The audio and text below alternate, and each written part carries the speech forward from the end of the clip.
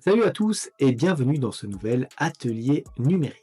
Aujourd'hui, je vous propose une formation d'un peu moins de 40 minutes sur comment utiliser l'outil de présentation sur Canva. Et si vous souhaitez aller encore plus loin, n'oubliez pas de vous abonner et de consulter les liens de formation disponibles dans la description. Ils sont conçus pour vous accompagner dans votre progression. Alors, accrochez-vous bien, on démarre tout de suite. Donc nous voici sur l'interface de Canva avec plusieurs éléments que vous connaissez parfaitement. Donc qu'est-ce qu'on a ici? On a la barre des différents projets que nous pouvons avoir et effectuer. Alors nous nous retrouvons bien sûr dans Accueil et dans Accueil, on nous demande ce que l'on va créer aujourd'hui. Vous noterez que cette interface nous incite bien sûr à créer, donc un peu partout, hein. On a ici la possibilité de créer un design, créer une équipe donc qui va travailler sur un seul projet, donc plusieurs personnes sur un projet, ça peut être pratique si vous travaillez sur quelque chose qui se fait en groupe. Et on a bien sûr les différents formats que nous pouvons créer, avec bien sûr en dessous les designs récents que l'on peut donc reprendre pour y apporter certaines modifications. Dans ce que l'on peut créer, on a bien sûr l'ensemble des éléments de type vidéo, on a aussi la possibilité de créer un élément, ce qu'on appelle un Canva Doc, un tableau blanc, donc quelque chose vraiment de totalement vierge qu'on pourra donc modifier à notre guise.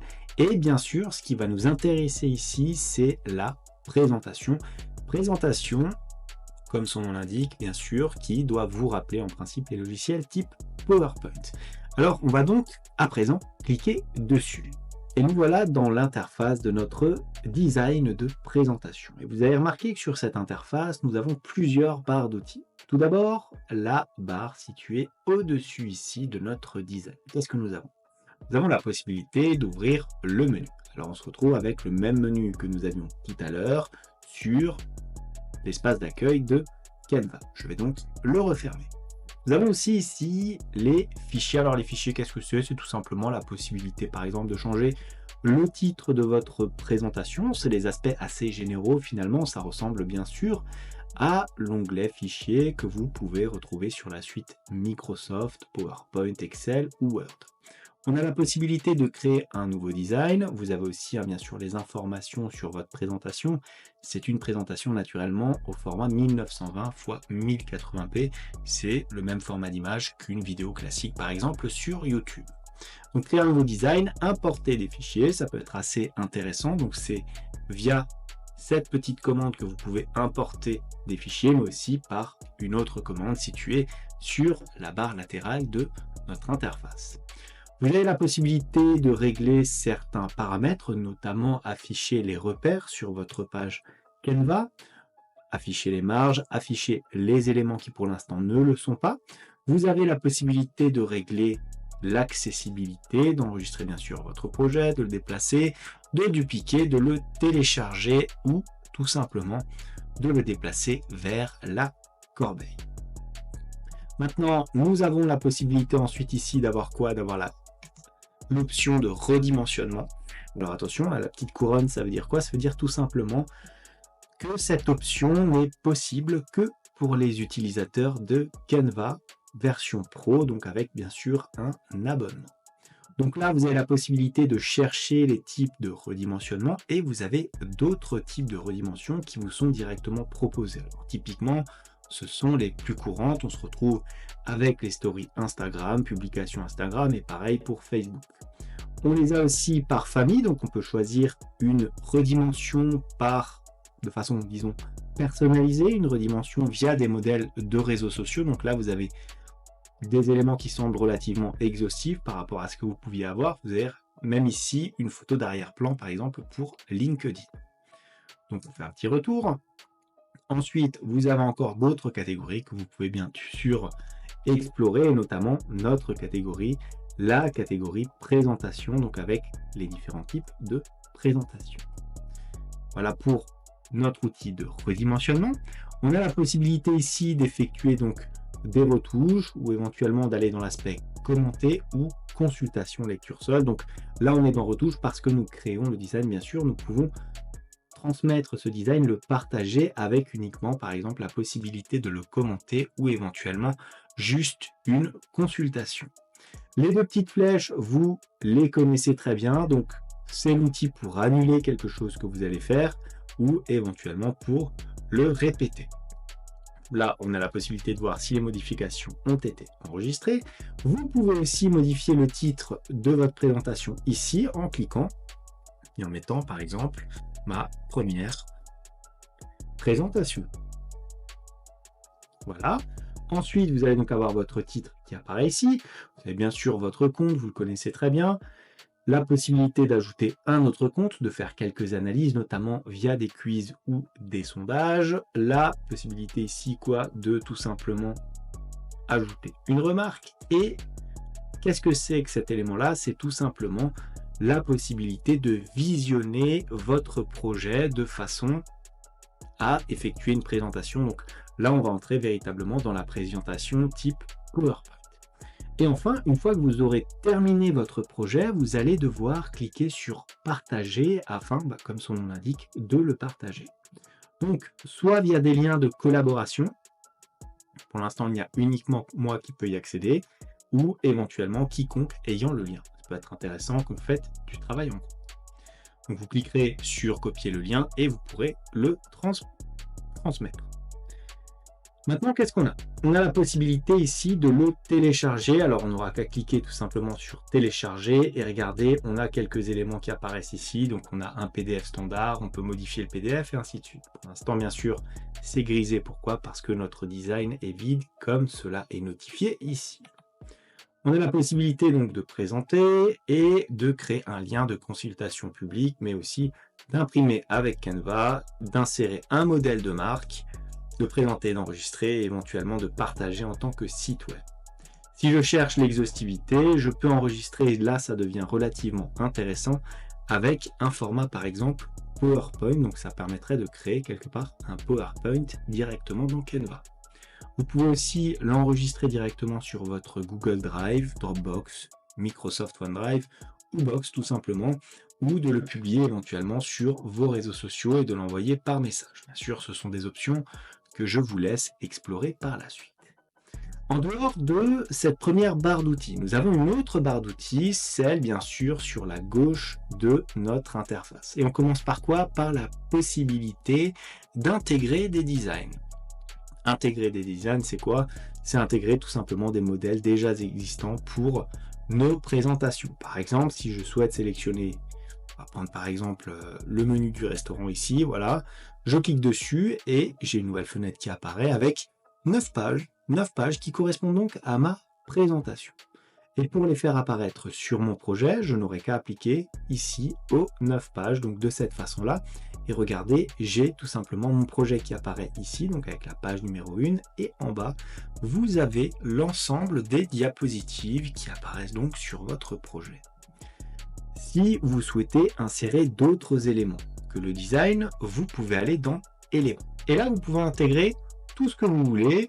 Globalement, la bibliothèque est assez riche. Vous vous placez ici dans rechercher des éléments et vous tapez ce que vous souhaitez. Par exemple, si je souhaite mettre des burgers, je clique par exemple sur burger et plusieurs familles d'objets peuvent apparaître. Donc, on aura par exemple tout qui me sera proposé. Ensuite, des illustrations. Illustrations, généralement, c'est des dessins, pas forcément réalistes. Et on a bien sûr les photos qui peuvent être intéressantes. Photos qui souvent sont au format PNG, donc sans arrière-plan. Regardez, si je clique dessus, ça va s'intégrer directement comme ceci à mon image et ça peut être assez intéressant comme élément. Ensuite, bien sûr, on a les vidéos qu'on peut insérer dans notre projet, des formats audio, des formes de cours, des cadres, et éventuellement des maquettes et des graphiques. Alors pour l'instant, on n'a rien. Pourquoi? Parce qu'il n'y a pas de graphique qui s'appelle burger tout simplement. Mais si vous tapez d'autres éléments, vous pourrez bien sûr intégrer ce que vous souhaitez. Pareil pour finalement le texte ici, le texte qu'on peut ajouter sur notre projet. Comment? En cliquant tout simplement sur ajouter une zone de texte et en mettant des éléments de texte. On a les éléments de marque que je ne vais pas trop aborder ici puisque ce n'est pas quelque chose d'extrêmement important.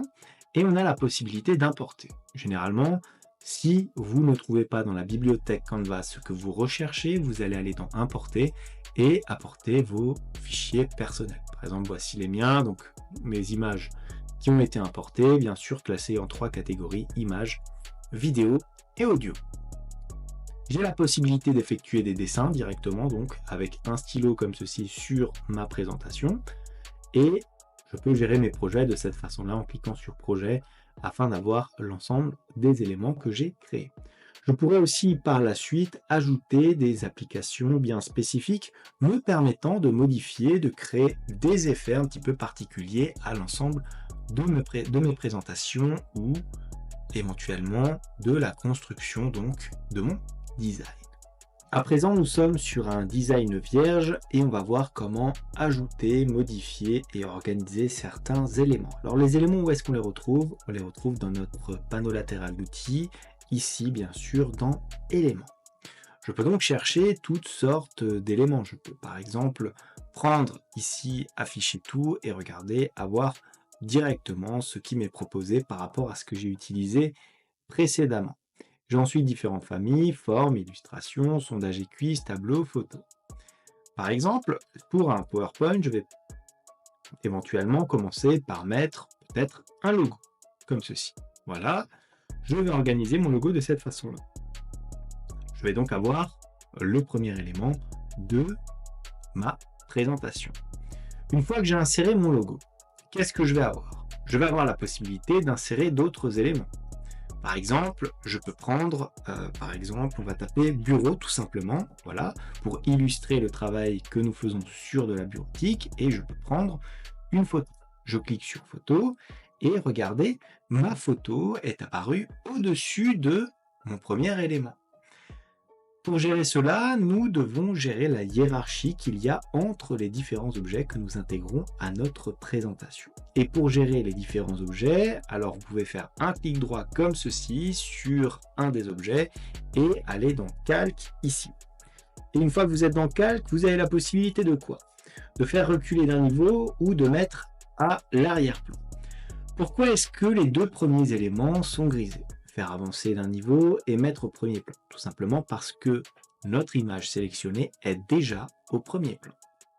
Et vous avez un autre outil, celui que j'utilise particulièrement, c'est celui-ci, afficher les calques, comme ceci, parce que cela vous permet de faire apparaître une page latérale avec l'organisation de vos calques. Vous voyez la hiérarchie. Ici, ma photo apparaît en premier plan. Si je la tire derrière le premier logo, ça sera mon logo qui apparaîtra en premier plan. Je peux à présent mettre ma photo comme ceci, voilà, la redimensionner et donc travailler sur ma présentation. J'ai aussi la possibilité d'organiser ici directement, donc mettre un petit peu plus en avant, en avant-plan. Là, je ne peux pas le mettre en arrière-plan parce qu'elle est déjà en arrière-plan, ma photo. Et bien sûr, je peux aligner les éléments ou éventuellement l'organiser directement comme ceci. Je vais fermer cette page. Et je vais par exemple ici sélectionner mon logo. Une fois que j'ai sélectionné mon logo, qu'est-ce que j'ai? J'ai une barre d'outils qui apparaît ici. Et dans ma barre d'outils, je peux bien sûr copier le style. Alors ici, on ne va pas copier le style, mais je peux par exemple modifier la position et on retrouve ce que nous avions tout à l'heure en utilisant l'outil afficher les calques. Donc, on le connaît très bien. Maintenant, j'ai la possibilité d'animer. Si je clique sur animer, je peux effectuer une animation, donc par exemple celle-ci, au niveau de l'apparition de cet élément-là sur mon diaporama. Et je peux bien sûr ajouter certains détails, comme par exemple, quand est-ce que je vais animer cet élément, soit à l'entrée de celui-ci, soit à la sortie, soit les deux. J'aime bien le faire au niveau des deux, voilà, comme ceci.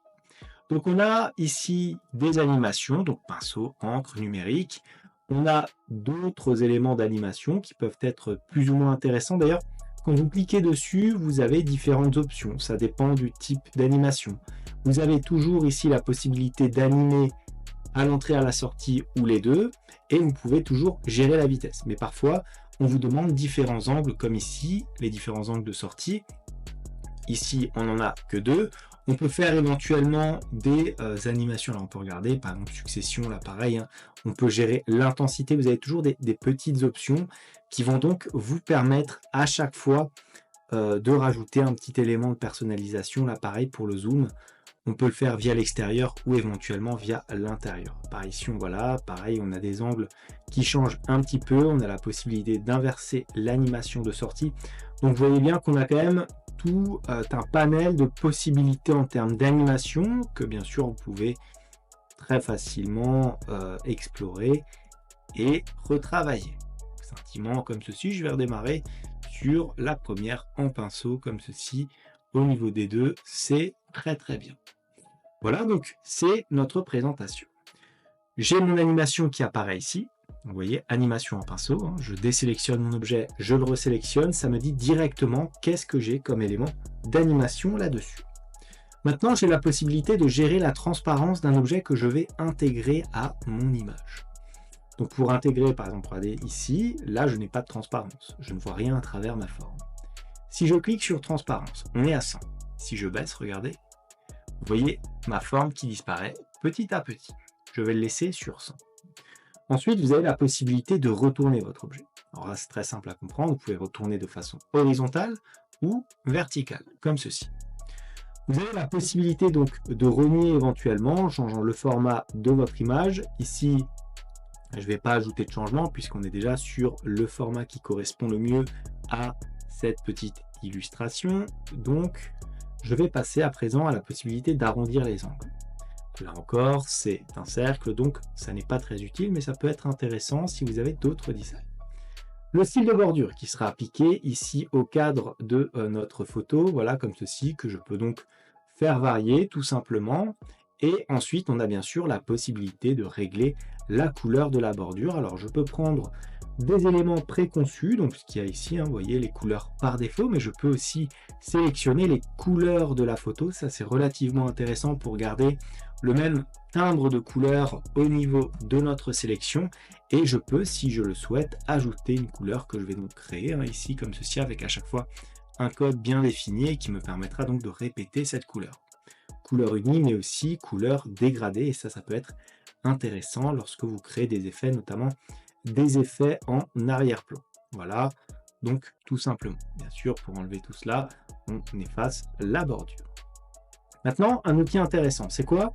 C'est l'arrière-plan. Alors l'arrière-plan, qu'est-ce que c'est? C'est tout simplement ce que vous avez derrière votre image. Bon, je vais vous mettre un petit exemple, et on va aller par exemple...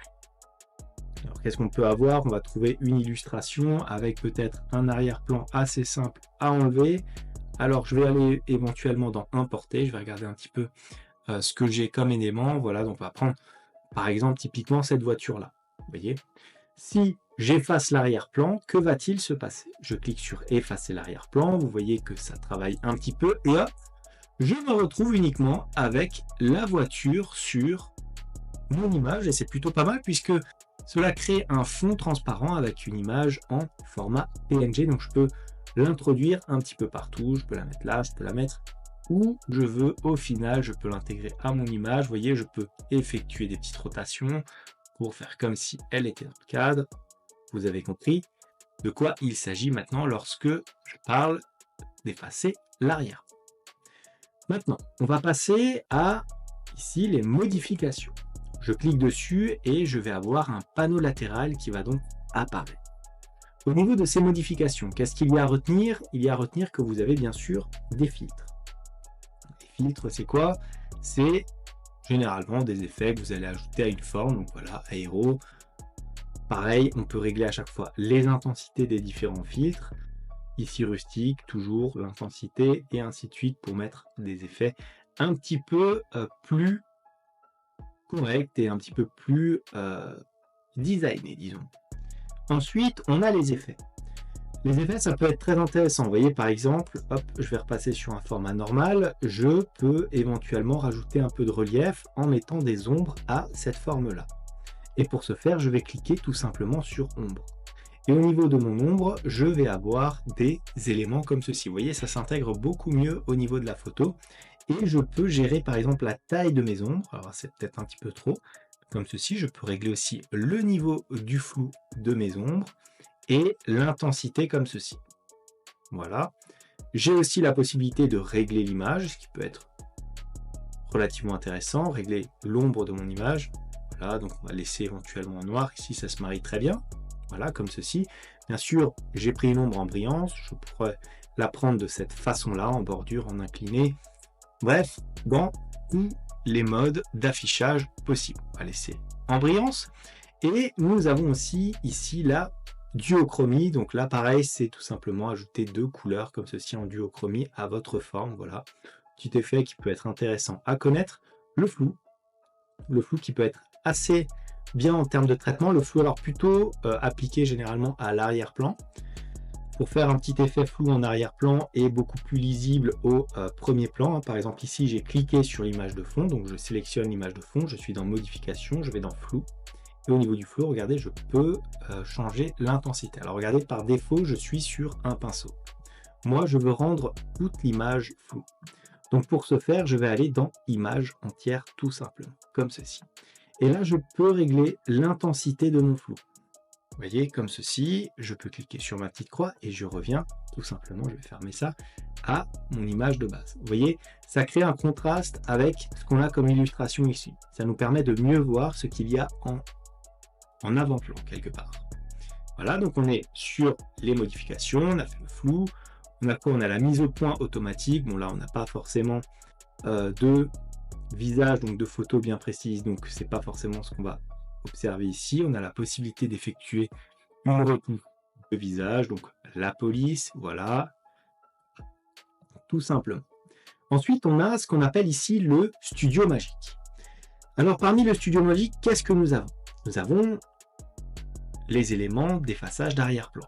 Pourquoi? Parce que c'est magique. On clique sur l'image et ça efface tout simplement l'arrière-plan. Ça, on l'a vu. On a la possibilité d'effectuer une gomme magique comme ceci, donc c'est plutôt intéressant, ça permet d'effacer des éléments de façon un petit peu automatique.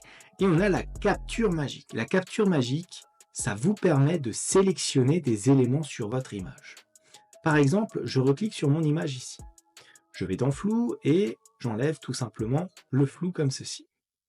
Je reviens et je vais dans éléments pour appliquer les modifications bien sûr, et ensuite je vais dans capture magique. Dans capture magique, qu'est-ce que j'ai? Vous voyez, ce qui est passé en violet a identifié les différents objets de mon image. Je peux sélectionner au pinceau ou au clic. Je vous avoue que moi, généralement, je sélectionne au clic les éléments. Et je peux sélectionner un élément bien distinct. Regardez, il a identifié le clavier, les bras, le PC et éventuellement le café. Si je clique sur le café ici, je peux le capturer. Ça prend un petit peu de temps et ça va détacher cet élément de mon image. Et regardez, si je le déplace, je peux le faire disparaître de mon image. Alors ça va peut-être être encore plus parlant si je le fais éventuellement avec le téléphone. Regardez, je prends l'outil de capture magique comme ceci. Voilà, donc là, bien sûr, ça va capturer de cette façon-là. Donc, je peux éventuellement faire un petit retour et revenir sur mon image tout simplement. Je resélectionne mon image et je vais dans capture magique, comme ceci. Et qu'est-ce que j'ai cette fois-ci? Je peux resélectionner mon téléphone. Je vais le capturer. Là encore, ça charge un petit peu. Et une fois que ça sera capturé, je vais tout simplement le supprimer en appuyant sur la touche Supr de mon clavier afin de faire disparaître cet objet-là. Et vous voyez ici, le résultat n'est pas forcément top. Pourquoi? Parce qu'il y a eu un contraste sur la table. Alors que si j'enlève le café, on est bien plus propre. Donc, ça vous permet, de façon, comme c'est dit, un petit peu magique, d'effacer certains éléments tout simplement. Voilà, donc une fois qu'on a fait ça, on est sur les modifications, donc les captures magiques. On a éventuellement, alors, la capture de texte, l'édition magique et l'agrandissement magique. Et maintenant, on va voir comment appliquer des retouches à votre photo en utilisant l'outil d'ajustement. Pour ce faire, vous allez sélectionner un élément de votre projet. Je ne vais pas sélectionner ce logo, je vais sélectionner l'image en fond. Ensuite, je vais aller dans modification. Une fois que je suis dans modification, j'ai ici la possibilité d'ajuster. Je clique dessus et je vois dans un premier temps que j'ai une ajustation automatique qui m'est proposée. Si je clique dessus, que se passe-t-il? Mes couleurs sont ajustées. Voir une certaine intensité qui apparaît sur ma photo. Vous voyez, un petit peu plus sombre, un petit peu plus clair comme ceci. Et lorsque je déplace mon ajustement automatique, je vois que ça se déplace aussi au niveau des différents détails. Alors je peux le laisser comme ceci. Voilà, par exemple, on va le laisser à 0. Mais je peux aussi le faire de façon un petit peu plus manuelle. Déjà, en sélectionnant la zone à prendre en compte. Si je clique ici, je vais avoir quoi? Je vais avoir l'image entière, le premier plan ou l'arrière-plan. Je vais rester sur l'image entière. Maintenant, je peux modifier la température. Alors, qu'est-ce que c'est? C'est tout simplement ajouter un petit ton un peu plus frais ou un petit peu plus chaud à mon image. Attention à ne pas aller peut-être trop dans les extrêmes comme ceci, mais ça peut être relativement intéressant. On va peut-être un petit peu réchauffer. Voilà, on va mettre du 10 pour montrer qu'il s'agit bien de l'été. Ensuite, on peut modifier les teintes. Voilà, pour ajouter quelques petits effets à votre photo. Donc, on peut prendre une teinte. Alors, on va prendre quelque chose d'un petit peu plus rose, peut-être comme ceci, ou plutôt, voilà, très léger. On va mettre 10 là aussi. Ensuite, on a les options de lumière. Et on commence par quoi? On commence bien sûr par la luminosité. La luminosité, donc voilà, forcément, plus je m'approche des 100, plus c'est lumineux. Et regardez, on voit pas grand chose finalement parce que j'ai pas mal d'éléments un petit peu clairs. Et plus je me rapproche des moins 100, plus c'est sombre. On peut rester ici à peu près à 0. J'ai ensuite la possibilité d'ajuster bien sûr les contrastes. Donc vous voyez, à chaque fois un petit peu plus flou, un petit peu plus contrasté comme ceci. Voilà. Les différents tons, donc quelque chose de plus clair ou de plus foncé. Voilà, on peut rester sur du très clair. Les ombres, ça peut être intéressant si vous souhaitez faire apparaître, mettre l'accent sur une certaine zone. Donc, vous mettez des ombres sur les images en arrière-plan et vous laissez de façon claire ce que vous avez au premier plan. Vous avez la possibilité d'ajuster les blancs et bien sûr l'équivalent, ajuster ici l'ensemble des couleurs noires comme ceci. Ensuite, vous avez les différentes options donc de couleurs. Donc, qu'est-ce qu'on a? On a la brillance comme ceci au niveau de notre couleur. Vous voyez, plus on se décale vers les moins 100, plus c'est du noir et blanc, et plus on va vers les 100, plus on a de la brillance. On a la saturation aussi, comme ceci, vous voyez, pareil. Plus on va aller vers les moins 100, plus on va se retrouver vraiment sur du noir et blanc. Si je cumule avec, par exemple, la brillance, donc là, on est vraiment sur quelque chose de très noir et blanc. On va retourner à 0 et à 0, voilà, comme ceci. On peut modifier les couleurs. Regardez, si je clique ici et que je modifie les différentes couleurs, voilà ce que cela va me donner par exemple. Alors c'est les couleurs qui ont été bien sûr détectées. Par exemple ici le bleu, ça correspond, alors si je ne me trompe pas, au bleu qu'on a sur cette partie de notre image, donc au niveau de la chemise tout simplement. Donc si je sélectionne comme ceci, regardez, la chemise va changer de couleur très légèrement notamment, voilà. Pareil pour cet élément-là, je peux le changer, voilà, comme ceci. Et je peux modifier bien sûr la saturation là encore et la luminosité. Pour les textures, alors je peux faire varier la netteté. Vous voyez au niveau par exemple des mains, ce qu'on a comme différence. Donc la netteté me fait apparaître vraiment les mains de façon un petit peu plus claire. Et là, un petit peu plus lisse, voire même un petit peu plus flou. On a la clarté donc qui est à ajuster de cette façon-là. Voilà, quelque chose qui peut être assez intéressant. On lisse un petit peu l'ensemble de notre modèle avec ceci et éventuellement le vignettage comme ceci, voilà, qu'on peut donc ajuster pour faire apparaître quelques petits effets sur les extrémités de notre projet. Et bien sûr, si ça ne nous plaît pas et qu'on veut retourner à ce qu'on avait en position de départ, on va cliquer tout simplement sur réinitialiser les ajustements et on va avoir ce qu'on avait à la base. Alors un élément important que vous allez avoir dans vos présentations, donc c'est bien sûr les animations et surtout les différentes transitions que vous allez faire entre chacune de vos diapos. Donc on a ici une série de diapos donc sur les burgers tout simplement. Donc j'ai pris une présentation très standard avec à chaque fois des éléments comme ceci qui apparaissent. Donc voilà, et on va voir comment les animer. Alors déjà, regardez, je vais cliquer ici sur présenter. Présenter, donc qu'est-ce qu'on a? Présenter en mode plein écran. Voilà, on clique sur présenter. Et voici le résultat final. On a bien là en bas le nombre de diapos. On est sur la diapo 1 sur les 9. Ensuite, quand je clique avec ma souris, je vois qu'il n'y a pas de diapositive, pas d'animation entre les diapos, tout cela est très brut. J'appuie sur la touche Échappe de mon clavier et je reviens sur mon projet. Je vais dans la première diapositive et je souhaite intégrer une transition. Donc pour ce faire, je me place entre les deux diapositives où je souhaite intégrer une transition et regarder ce qui va se passer. On a, comme par magie, le petit bouton qui apparaît « Ajouter une transition ». Je clique dessus. Et que se passe-t-il? J'ai mon menu de transition qui apparaît donc de cette façon-là. Je peux, alors bien sûr, par défaut on est sur aucune, mais je peux ensuite avoir différents types de transitions. Regardez, lorsque je survole les transitions, cela me met un exemple de ce que je vais avoir. Comme ceci, ligne, couleur, cercle, combiné, flux, empilé, haché. Je peux cliquer sur ces transitions comme ceci et je constate à chaque fois que j'ai bien sûr la possibilité de modifier la durée en secondes.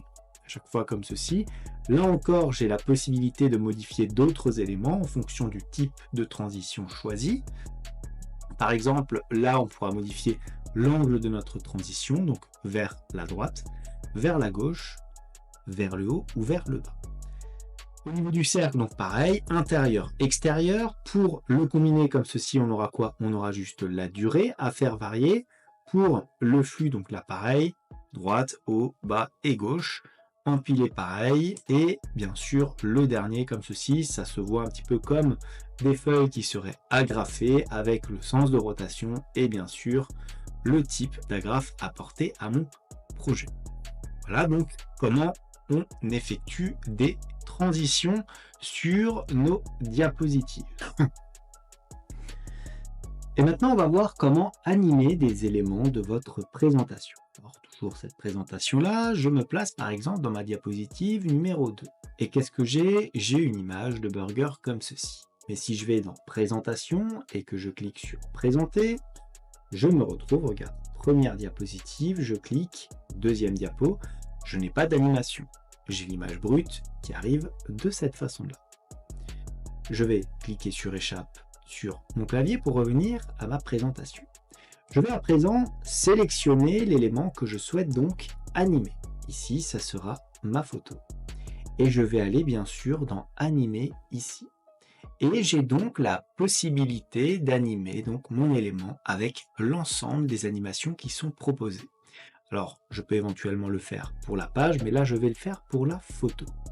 Et je peux cliquer, regardez, ça peut être assez intéressant ici, afin de faire apparaître l'animation au clic. Regardez, hop, je clique tout simplement au clic. Et ensuite, je peux organiser les éléments. De cette façon-là, donc, on a la première animation qui apparaît ici.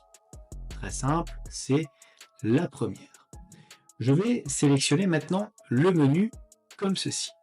Et je vais éventuellement activer cela et cliquer sur réorganiser. Que se passe-t-il? Vous voyez que l'élément de texte apparaît en dessous de mon image. Qu'est-ce que ça veut dire? C'est le même principe que pour les calques. Quand votre image, votre élément apparaît au-dessus de la hiérarchie, il apparaîtra en premier. Si je mets maintenant ma photo au second plan, voilà, comme ceci, que va-t-il se passer? Le texte va apparaître en premier et la photo en second. Hop, je la replace ici au premier plan. Regardez, tout simplement, je vais aller sur Présenter. Et je vais cliquer sur Présenter comme ceci. Qu'est-ce que vous constatez par rapport à? Il n'y a pas mon image ici et il n'y a pas mon texte ici. Si je clique sur ma présentation, mon image apparaît. Si je clique à nouveau sur ma présentation, le texte ici apparaît.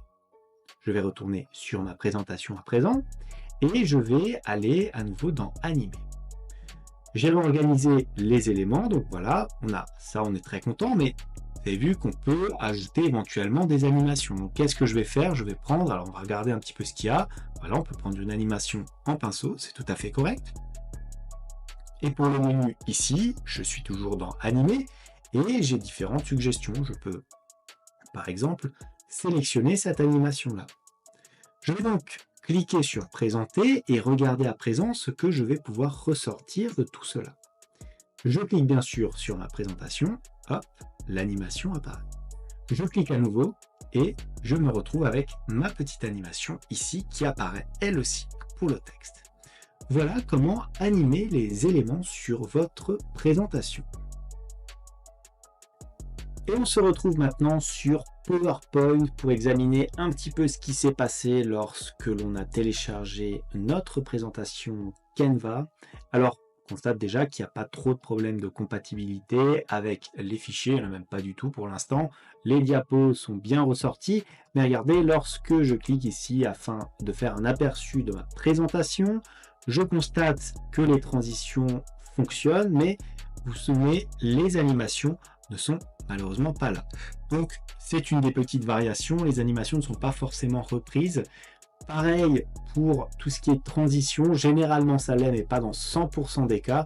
Donc voilà ce qu'on peut avoir comme petite différence finalement entre une présentation Canva et son utilisation sur PowerPoint. Voilà ce que j'avais à vous dire sur cette petite formation d'utilisation de l'outil de présentation sur Canva.